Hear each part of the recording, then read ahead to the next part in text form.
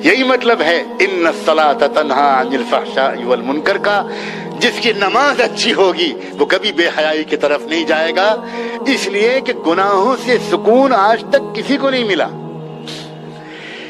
سکون غارت تو ہوتا ہے گناہ کر کے، لیکن سکون ملتا نہیں گناہ کر کے۔ یہ بھولا بھالا انسان، لڑکا ہو یا لڑکی، یہ بیچارہ گناہ کرتا تو ہے سکون کی تلاش میں، لیکن اس سے کوئی پوچھے، پرائیویٹلی پوچھے، گناہ کر کے تم کو کبھی سکون ملا ہے؟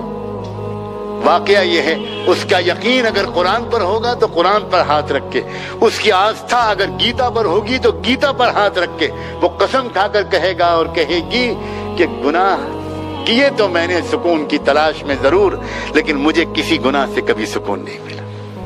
وہ سکون تو ملتا ہے اکیلے میں اپنے مالک کو یاد کرنے میں، سکون تو ملتا ہے ایک اچھا سجدہ کر لینے میں، سکون تو ملتا ہے رحمت دو عالم سرور کائنات محمد الرسول اللہ صلی اللہ علیہ وسلم کی خدمت میں محبت بھرا درود و سلام بھیجنے میں، سکون تو ملتا ہے اپنے ماں باپ کی خدمت میں، سکون تو ملتا ہے کسی اندھے کو سڑک پار کرا دینے میں، سکون تو ملتا ہے کسی غریب اور یتیم کے آنسو پوچھ دینے میں۔ سکون گناہ کرنے سے نہیں ملتا، سکون عزت کی حفاظت سے ملتا ہے، عزت لوٹنے سے نہیں ملتا۔ کبھی خوش آدمی گناہ نہیں کرتا، یاد رکھو، پرسکون آدمی گناہ نہیں کرتا، اور سکون ملتا ہے اللہ کے ذکر سے، سکون ملتا ہے نماز سے، اچھی نماز سے، سکون ملتا ہے دعا مانگنے سے، سکون ملتا ہے گناہوں سے اپنے آپ کو بچانے سے۔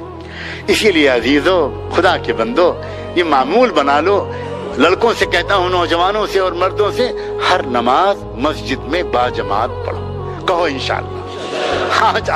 آج اللہ سے مانگ کر کہو کہ ہر نماز باجماعت پڑھیں۔ دوسری بات گزارش کرتا ہوں، زیادہ لمبے چوڑے معمولات نہیں بتاتا، تھوڑا سا قرآن شریف روزانہ پڑھ لیا کرو، کہو انشاءاللہ۔ قرآن شریف روزانہ پڑھ لو، دیکھ لینا تم قرآن کی تلاوت سے تمہاری نگاہیں جو قرآن کے چمکتے ہوئے نورانی کلمات پر پڑیں گی، یہ نگاہیں پھر گندی جگہوں پر نہیں جائیں گی۔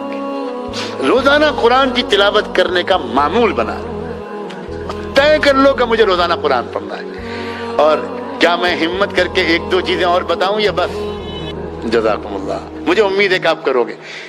صرف 2 رکعت نماز، میں زیادہ لمبی نفلوں کو نہیں کہتا، 2 رکعت نماز توبہ کی نیت سے روزانہ کسی وقت پڑھ لیا کرو، صرف 2 رکعت نماز۔ آپ ظہر کے وقت پڑھ لو، آپ مغرب کے بعد پڑھ لو، آپ عشاء کے بعد سونے سے پڑھ لو تو سب سے بیسٹ ہے، صرف 2 رکعت نماز۔ یوں نماز پڑھو کہ اللہ، میں وہ نہیں ہوں جو مجھے ہونا چاہیے، میرے مولا مجھے معاف کر دے۔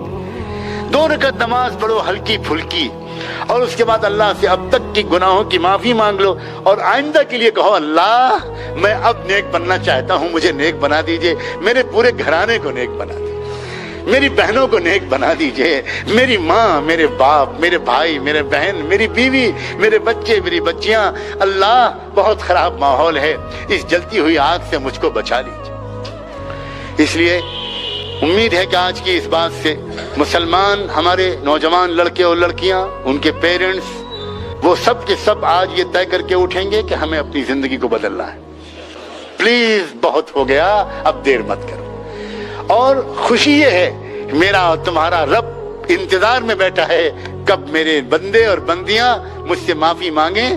ان کی آنکھ کے آنسوؤں کا قطرہ آنکھ سے نکل کر گال پر بعد میں پہنچے گا، پہلے اللہ کی طرف سے مغفرت کا فیصلہ ہو۔ اتنا مہربان ہے اللہ تعالیٰ، جانتے ہیں کہ تم ہمارے عزیز نوجوان بچے کس ماحول میں پل رہے ہیں، بہت جلدی اللہ معاف کر دیں گے، لیکن آئندہ کے لیے اب طے کرو، اب بدلنا ہے۔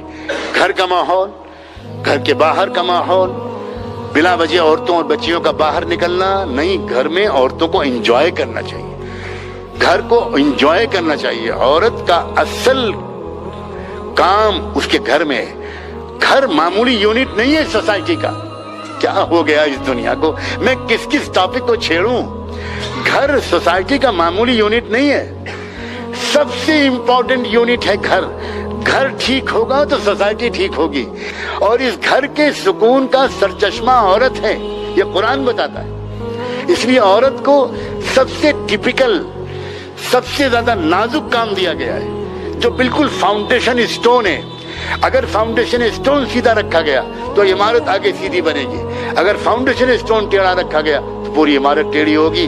اللہ کرے کہ ہم لوگ سبق لیں اور آج ان بکھری ہوئی باتوں سے ہم سب ایک نیا زندگی کا سفر شروع کریں۔